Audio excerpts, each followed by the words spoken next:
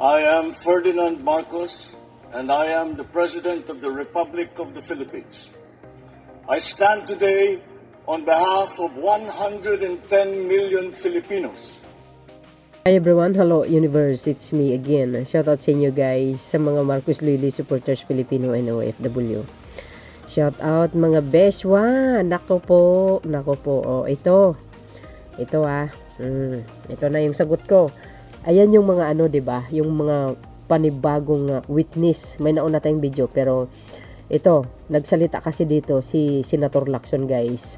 Ayan yung mga bagong witness na naman. Nako po. Ayan, uulitin ko. Yan ang sinasabi natin.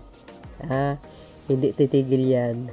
Hindi titigil ang mga salot sa side ni Dilis. Ang napansin ko kahapon, ng isang araw, parang wrong timing yata 'di ba? Wrong timing kasi kasalukuyan dininig yung kaso ni Digong. At alam din natin kung gaano kabigat yung mga ebidensya laban kay Digong, 'di ba? So I have a feeling, sabi ko 'di ba, na matuluyan po 'yan. Hindi pa yata nagsasalita yung mga talagang whistleblower na witness tulad ni Mr. Las Cañas, Asir Tut Matubato, hindi pa, no? So but anyway, hindi lang po yan, kumbaga wrong timing kumbaga tinatapat nila sa People Powers celebration sa February 21 ba yun? Correct me if I'm wrong. Ngayon, ang pinakapunto nila dito is sinabayan nila ito para nang sa ganun makuha nila ang simpatya ng taong bayan, 'di ba? Kasi nga sa February 21 ay kailangan maisagawa yung big rally na sinasabi. So now, makikita natin dito kung gaano kagaling ang taktika ni Pangulong Marcos Jr., mga kababayan. So, dahil dito sa mga Marines na ito, sila daw ay naghatid ng malita-malita. Ang nakakapagtataka dito, kung bakit nabanggit nila, pati mga congressman, pati mga senador tumanggap ng malita, at pati kamo ang mga prosecutor sa ICC tumanggap ng malita. Di ba parang obvious na yata yun puro pagsisinungaling at mga istoryahe. Di kayo naloko. Di ba? Sabi po dito guys, sabi dyan sa Abante, hindi opisyal nakasapi ng Philippine Marines Corps at kahit anong bahagi ng Philippines Navy ang apat sa mga nagpakilalang dating sundalo at aid ni ex-congressman Saldico. You see, mga kababayan, tingnan nyo kung gaano kabulok yung mga utak nila. Ayan, siguro magkano kayang bayad niyan, Ayan, sabi ng Abante, PH November 4, Philippines Navy pala, 4 sa 18 na nagpakilalang aid ni Saldico, hindi Marines. Oh my goodness, kaloka. Ito yung sinabi ni Senator Lacson, Basahin po natin, Ayan, sabi po ng One TV Philippines. Ayan,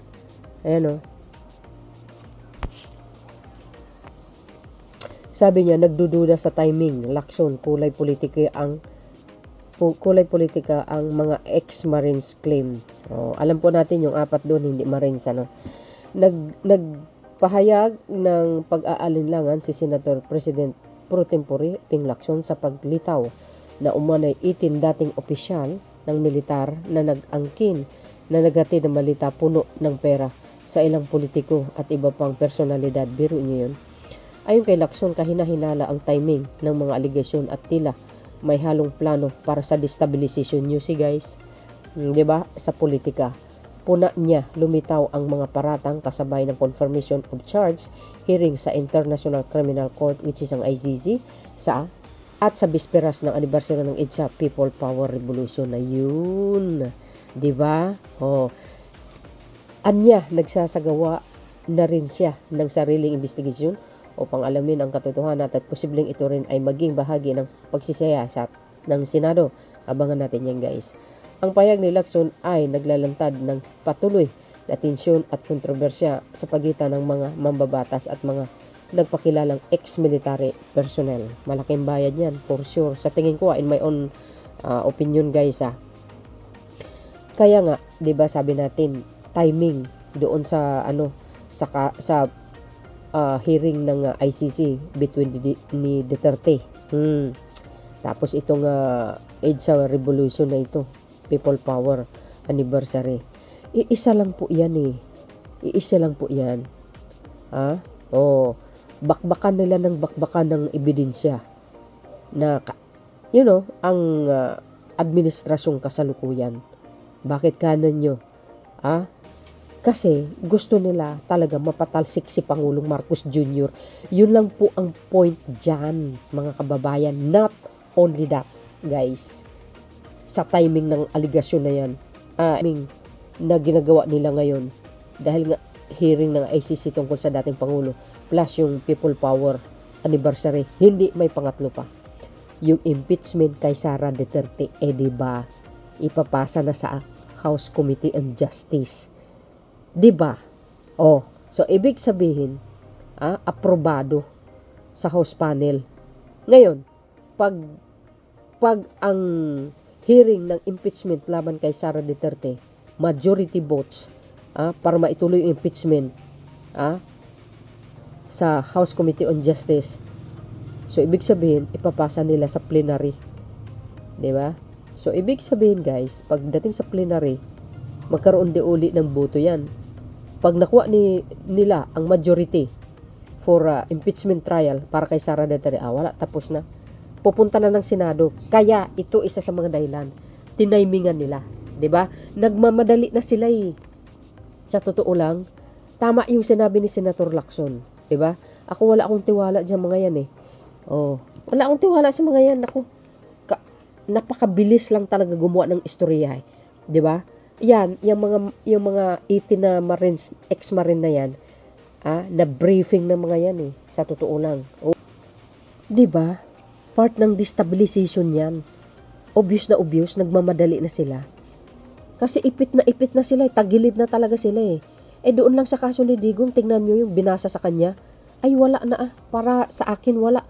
Diretso na yun, makukulong na si Digong. Ay sisi pa, iba dito, iba doon. O plus yung impeachment ni Sara Duterte. Pag nakulong tuluyan ng papa niya, tapos ma-impeach ito si Sara, naku putik, wala na. Sigurado yan. Wala na as in. Kaya nga nagmamadali sila ngayon. 'Di ba? Kasi 'di ba sabi ni Singso na mayroong big rally? Yan na yan, tinapat nila. Kaya nagdududa si Senator Lacson. Pang-destabilization, another pang-destabilization yan. Nako, mga kababayan, sabi nga natin, 'di ba, sa bawat video natin. Ito pagkatapos na ito, itong pag-aakusa nila na naman. May kasunod pa 'yan. Hindi matapos-tapos yung ginagawa nila. 'Di ba?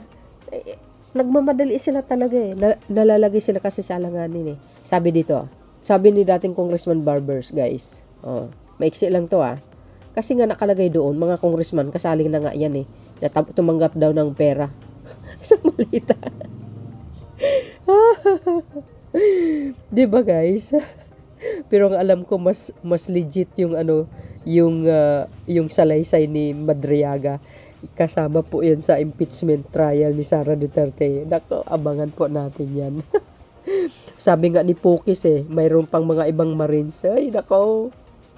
Sabi dito, pumalag si dating Surigao del Norte, Robert Barbers, sa aligasyon ng dinalhan ito ng dating sundalo ng bag ng pera na galing umano sa kickback mula sa mga maanumalyang proyekto.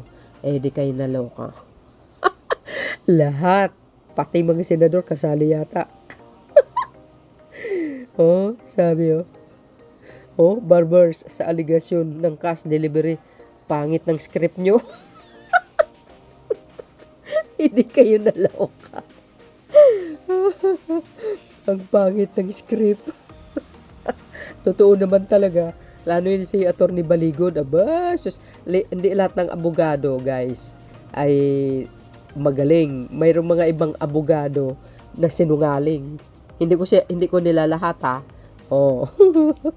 Ayan, pangit ng script sinabi. Kakahiya. You know guys, itong mga kilos na itong mga kabilang kampo, hindi ba kayo nagtataka sa mga pinagagawa nila? Sunod-sunod. Iisa lang yan eh, para mapabagsak si PBBM. Kaya, titingnan natin kung kakasauli sila. Kung kakasauli sila. Ha? Ito pa. May nag-post dito guys. Ito may nag-post dito Basahin ko lang po sa inyo. May nag-post dito. Ayan Sabi dito kasi. Ayan kunin natin ang kanyang post. Maganda to eh. Ito mga 18 Marines, mga discharged in the service sa EFP. Record bayad sila.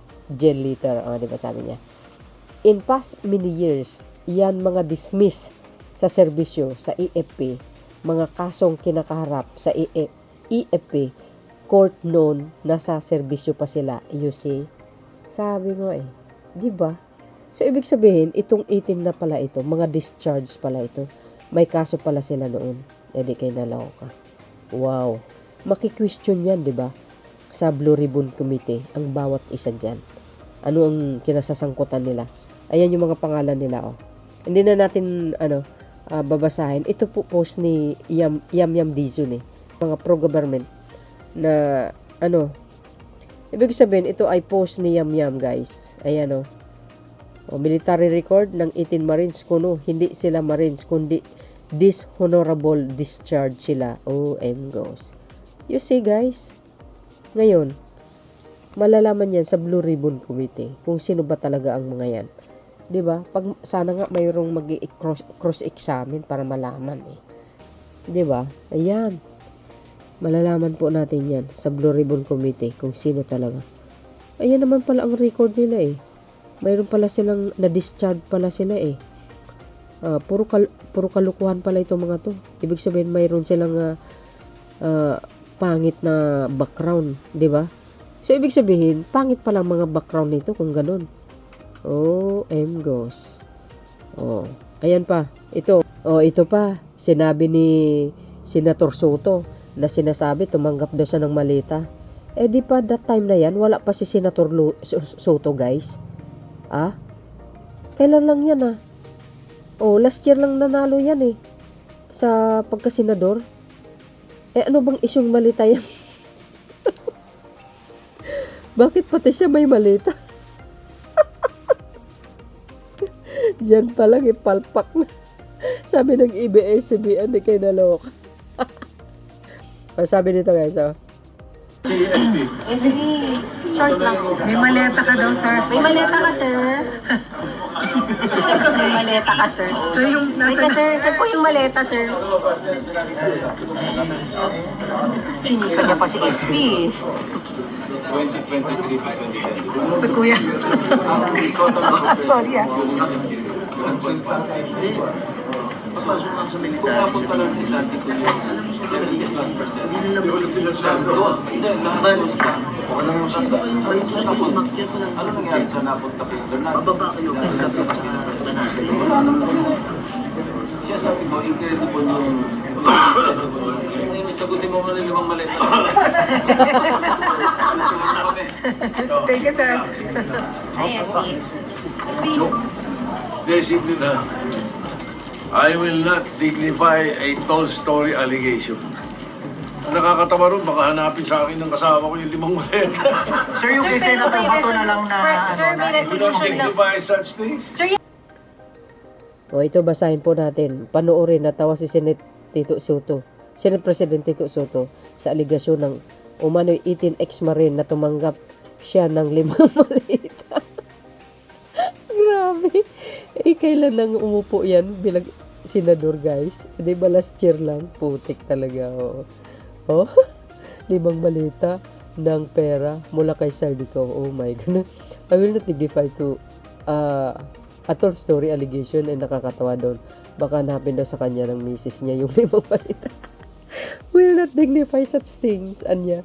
Sa maiksing pa na yan sa media. O na nang kinestyon ni Senator Pampilo Lacson ang aligasyon ng mga umano'y Marines na nag-deliver sila ng malaking halaga na pera sa pamamagitan ng mga malitaan niya kahina-hinala ang timing. Press con dahil isinabay ito sa ICC. Yes, nabasa po natin. hearing nito dating Pangulong Rodrigo Duterte at ginawa sa bisperas ng 40 sa anibersaryo ng EDSA People Power. Sinabi ni rin ni Philippine Navy na apat sa 18 ay hindi nakailanman naging kasapi ng Marines. Ayon kay Navy spokesperson Captain Marisa Arlene Martinez, majority ng 18 ay nakatanggap ng dishonorable discharge. Sabi sa inyo guys may pangit ang background pala nila. So dahil dyan mga kababayan, ano po ang masasabi nyo dito? Actually marami to guys, no? So yun lang, sa mga nagtatanong sa akin, yan po ang sagot natin. Okay? Nasagot ko dahil guys, ang mga friends natin nagme-message, tapos kung ano daw bang komento ko, ano bang totoong story, ayan. Thank you guys for watching. See you again on my next upload. Bye and babus. God bless Philippines. There's more. Follow me guys. Like and comment. God bless Philippines. Bye everyone.